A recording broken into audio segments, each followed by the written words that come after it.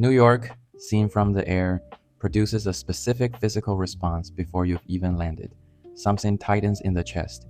Manhattan sits down there like a narrow stone arrowhead, pinched between the Hudson and the East River, pointed south.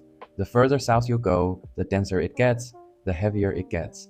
More steel, more history, more weight per square foot. Keep descending. You'll see the Statue of Liberty standing offshore, the way she always has. You'll catch a long reflection, two square pools, like eyes looking straight up at the sky. Then a white glass tower, catching light the way towers in this city have always caught light, like they're competing with the sun. And next to it, that strange white skeletal creature emerging from the ground. That's where we're going. Tribeca, financial districts, and Battery Park. This isn't a tourist itinerary. It's more like going back to a place you haven't visited in a while and finding that it has grown into something you didn't quite expect. Welcome to Zenith Massif. I'm Lou. You can think of us as a concierge for new perspectives, the stories and adventures hidden in plain sight, and the kind of unrefined taste that doubles as an investment. Most people budget 2 hours for the 9/11 Memorial Museum. They tend to leave 3 hours later. I went with a camera, thinking the camera would keep me at a useful distance. I was wrong. About 10 minutes into the underground space, I sobbed. What did it was the steel. The structural beams from the World Trade Center, burned, crushed, bent in the fire, are displayed as they were found. They have been twisted into shapes that steel is not supposed to make. The bending is a record of how high the temperature climbed, how long the pressure held, what it took to bring those buildings down. Standing in front of them, you understand slowly that the metal absorbed something that couldn't be absorbed any other way. It's carrying what the people inside couldn't carry. Then there's the wall of names, 2,977 of them. The distance between a name and a death closes to nothing when the names are in front of you, and that sudden closeness is what makes it difficult to breathe. The human brain does not scale well with grief. One person's death is a tragedy. Nearly 3,000 is a number that defies comprehension, not because we don't care, but because we aren't built for it. We process it one name at a time.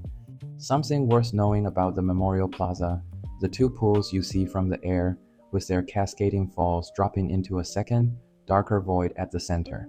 The bronze-edged names, the oak trees planted in the footprints of the towers. That design won an open competition that drew over 5,000 submissions. Tadao Ando, the Japanese architect and Pritzker laureate, entered. You know his work, even if you don't know his name. The light, the concrete, the long, slow silences his buildings create. His spaces do something rare. They make people want to be quiet. His proposal for the World Trade Center site was extreme in a different direction. He said, on this ground, architecture should have nothing to say. What he submitted was a mound, 30 meters high, 200 meters across, covered in grass. That was it. The reference point was the ancient burial mounds outside his hometown of Osaka.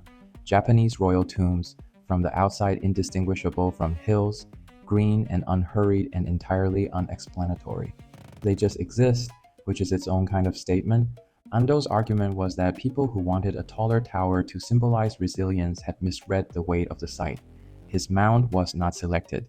The winning design was Michael Arad and landscape architect Peter Walker's reflecting absence, the water falling continuously into the void, the names at the edge, the trees at the perimeter, the light on the surface. I'm glad it won. Ando's mound has its own logic. The sloped grass is a form of silence, the kind that lets grief ferment privately, without interruption. But the memorial chose water. Water is not silent. It never stops moving, never stops making sound. And water knows how to work at edges. It rounds things off. The waterfall carries the lost and sorrow away. Bring the living to be present. The sharpness of the wound eventually becomes something a person can live alongside. The documentary director Josh Charow made a short film for Time about the man who cleans those pools, James Maroon, who works 5 nights a week, midnight to 8 in the morning, wading in hip-high boots under the falls with a vacuum, pulling out leaves and silt and occasionally coins and toys and once a bat. He said on camera, more or less, that this place used to be hell and now they've turned it into a place where people can heal. That sentence does more work than most architectural statements of intent. There is a phrase in architecture, designed by committee. It means what it sounds like. Everyone weighs in. Nothing that offends anyone survives.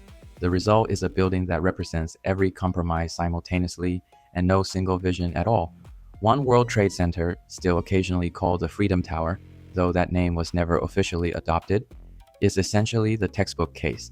The original architect was Daniel Libeskind, who won the design competition with a tower that was asymmetric, crystalline, torqued, and precisely 1,776 feet tall, because the year of American independence was the point. It was a building with an argument. Beautiful, deliberate, the kind of thing that happens when a single intelligence is given room to move. Then the developer brought in David Childs of SOM. More experience with engineers, insurers, the NYPD, and the kind of men who sign off on construction budgets. The design was revised and revised again. Security consultants said certain geometries were inadvisable. Commercial advisors said the floor plates were wasteful. Insurers had opinions about glass. The height held. Everything else moved. What was built is, on its face, a more conventional tower. The edges are smoother. The argument is less legible. Here's what I'd say in its defense. The base of the building is a 9-foot thick concrete wall, invisible behind a curtain of glass fins, engineered to absorb blast force, to keep the building standing under conditions that neither Libeskind nor anyone else wants to contemplate. That wall is the cost of building in this particular place at this particular moment in history. The height, 1,776 feet, was preserved. That number matters because the building is saying something, and what it's saying should not be discounted. One World Trade Center was not lit by a single architect's inspiration. It was constructed through years of argument, hundreds of decisions, the accumulated friction of competing interests. It stands on the site of the worst attack on American soil in a century, and says, "We are still here. The city is still here." Design by committee can send that message. Sometimes it's the only thing that can. About 2 minutes walk from the Memorial Plaza is the transportation hub Santiago Calatrava designed. Officially, it's the World Trade Center Transportation Hub. Everyone calls it the Oculus. The word is Latin for eye, and from outside the thing does look like a skeleton that grew out of the earth, white steel ribs spreading to both sides like wings.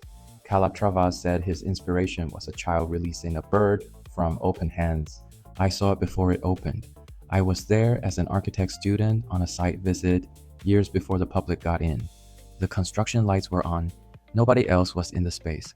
The stone floors were still unmarked. No foot traffic, nowhere. The scale was enormous. The quiet was absolute. I stood there for a long time. That kind of quiet is strange in a place designed specifically for crowd movement. The Oculus handles hundreds of thousands of past train commuters every day. Before it was occupied, before it was used, it had the atmosphere of a cathedral that had been consecrated but not yet inhabited. Now, of course, Gucci, Bulgari, Tesla, a luxury mall inside a subway station, strollers, wheelie bags, coffee cups, the ambient noise of a city moving through a bottleneck. Every September 11th, the skylight opens, and at 10:28 in the morning, the moment the North Tower fell, a shaft of light enters the Oculus and covers the entire floor. The city doesn't need to stay in mourning forever. Life moving through this space is its own form of answer to what happened here. The light marks the time. The crowd keeps going. The elevator to the top of One World Trade Center takes 47 seconds from the lobby to the 102nd floor. The elevator walls are screens, running a time lapse of Manhattan from 1500 to the present as the elevator ascends, cleared land, wooden structures, brick buildings, cast iron facades, reinforced concrete, glass curtain walls. The doors open and New York is in front of you.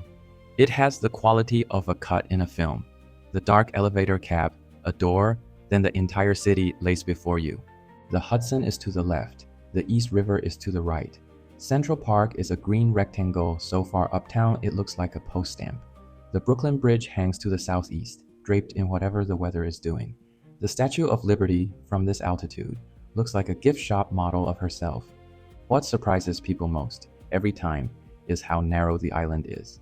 Manhattan changed the trajectory of human history, invented the modern idea of urban density, produced more wealth and more stories per square mile than almost any piece of land that has ever existed. From up here, it looks like something you could cup in two hands. I've never decided whether that makes me feel small or proud. Probably both simultaneously, the way the city usually works on people. Let me tell you about the neighborhood itself. I've lived in Tribeca. The morning bike ride around the streets was the best part of the day, reliably. The neighborhood doesn't announce itself.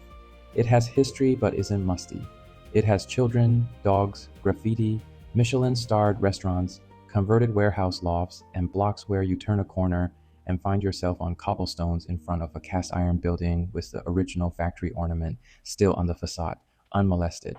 Weekend mornings near Hudson Street, there are children playing football in the park. The neighborhood has a deep, unperformed quality. It exists for itself, not for being looked at. Robert De Niro has lived here for decades. Jay-Z and Beyonce have a place here. Taylor Swift lived here for a time. Kate Winslet, Justin Timberlake. The density of notable residents is higher than in most Manhattan neighborhoods, and nobody acts like it. Tribeca is an abbreviation, triangle below Canal Street. Artists coined it in the 70s when the neighborhood was abandoned warehouses with high ceilings and cheap rent, suitable for studios. The usual arc followed. Artists move in, elevate the cultural capital of the real estate.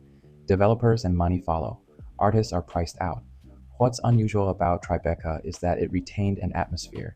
Something that feels like art is still native here, even though the actual artist left long ago, because they can't afford the floor. In the 1970s and 80s, the neighborhood was a serious artist enclave. Before that, from the late 19th century, it was the most important food wholesale warehouse district in the country. Butter, eggs, cheese, textiles, unloaded from the docks and held in these iron-fronted buildings before distribution. The facades of those warehouses are now among the most expensive residential exteriors in the world. There is a detail in Tribeca that you will walk past if you don't know to look for it. Staples Street is one of the shortest blocks in Manhattan, 2 blocks long, connecting Hudson Street and J Street. Spanning it, 3 stories above the cobblestones, is a small sky bridge connecting 2 buildings that once both belonged to New York Hospital.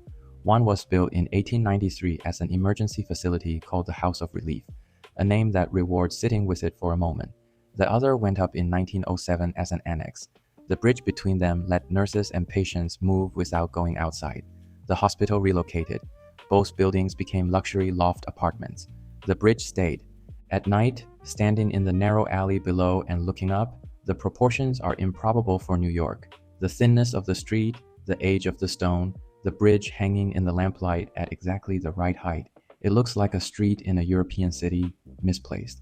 Filmmakers have always known about it. The 2 buildings and the bridge between them sold as a package for $24 million, which means the buyer walks through a 1907 hospital corridor every day to get to the other apartment for a drink. Not everyone needs that, but it's available here to the person who does. At 56 Leonard Street, there is a building that stops people mid-sentence. It was designed by Herzog and de Meuron, the Swiss firm whose Pritzker-winning partner have given the world the Beijing National Stadium, the Tate Modern, the Elbphilharmonie in Hamburg. This is their first residential building in New York. The nickname is the Jenga Tower, after the block stacking game, where each extracted piece tilts the structure a little further. The building looks like a game of Jenga at the midpoint. Every floor plate shifted, some cantilevered out, some pulled back, some rotated. The result is that every apartment has a different footprint, a different set of exposures, a different relationship to the air around it. From outside, the tower reads as 145 individual small houses stacked in the sky. 60 floors, 820 feet. It was completed in 2016 and changed the Tribeca skyline in a way that is now impossible to imagine undone. Before it, the neighborhood was 6 to 8 stories of converted warehouses. It arrived and put something strange at the top of the view, and within a few years, nobody could remember the sky without it.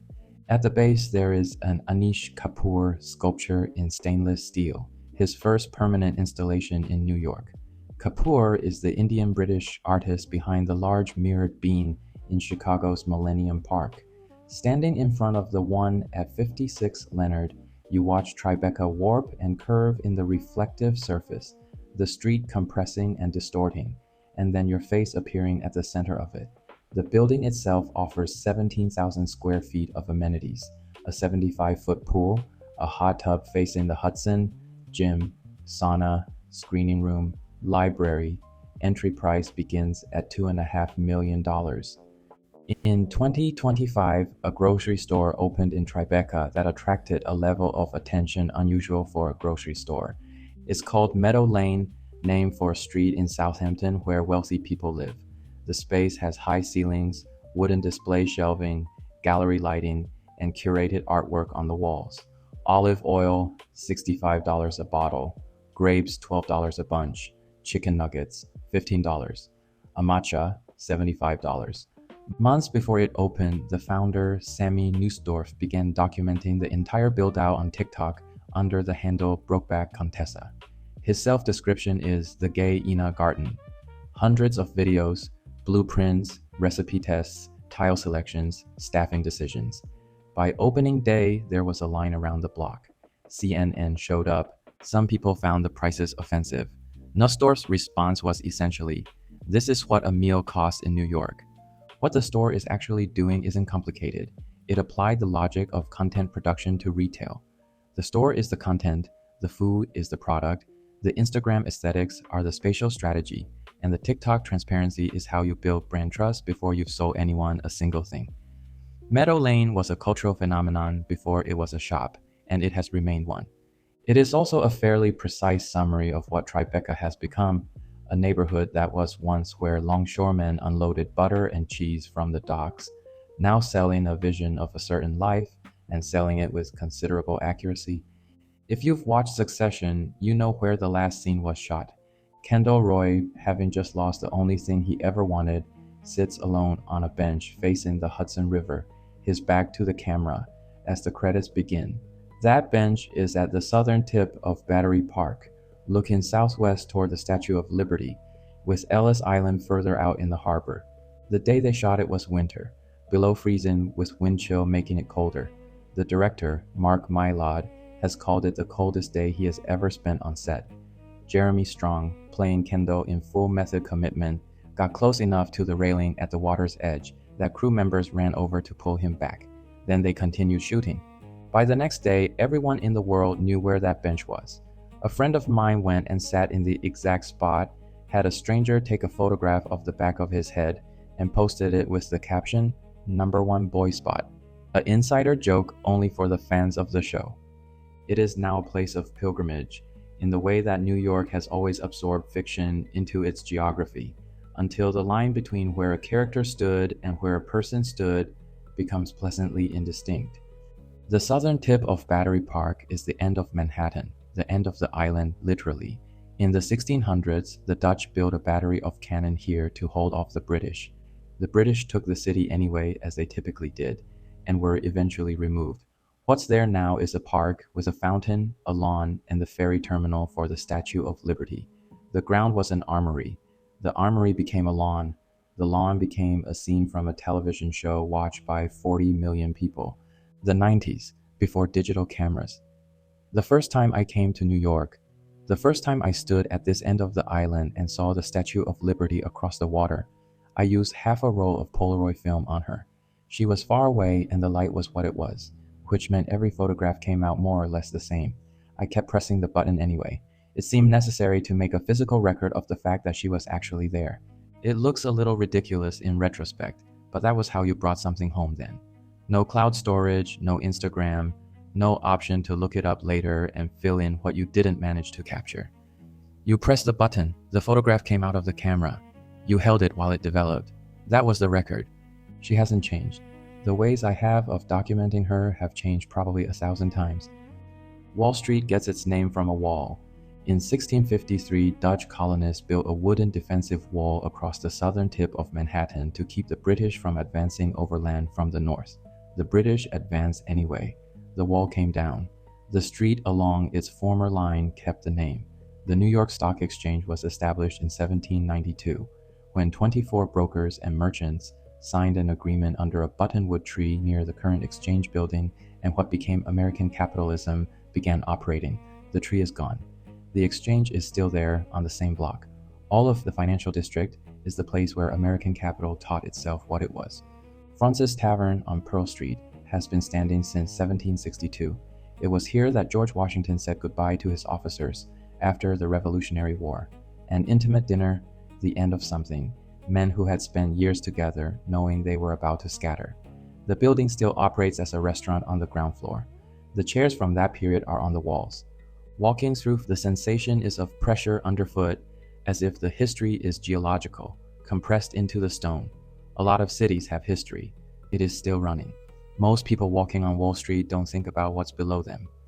A few practical observations for anyone considering this part of the city. The Hudson River Greenway runs from Battery Park all the way to the northern end of the island. The Tribeca stretch, early in the morning, is one of the better places to move through in Manhattan. 6 a.m. The light just arriving, runners and cyclists and dog walkers moving in different directions along the river. The Jersey Shore across the water, a ferry just getting started, its wake a white arrow on the gray surface. Pier 25 has been converted from a working dock to a public park with a beach volleyball court and a lawn.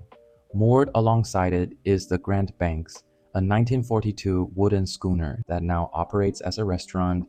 Order the oysters, order the white wine, watch the ferry traffic. Any serious food publication should know about it. The Tribeca Film Festival was started by Robert De Niro and others after September 11, explicitly to draw people back to the neighborhood. It's now one of the major film festivals globally, and every June the neighborhood fills with the film industry in a way that's less red carpet and more working meeting. The real estate, a one-bedroom in the neighborhood, rents for $5,000 to $7,000 a month on the affordable end. A decent two-bedroom clears 10 without trouble. 56 Leonard starts at $2.5 million. The converted loft buildings, the former warehouses, trade at between $2,500 and $4,000 per square foot, none of which is particularly remarkable as a real estate listing. What's remarkable is that every square foot of it carries a story, and the stories are what set the price. And most of the people who live here go about their days without feeling the need to mention any of it. They walk to the park, bring the dog, pick up the kid from school, go home to the 1907 hospital building or the 30th floor of the Jenga Tower, and that's the life.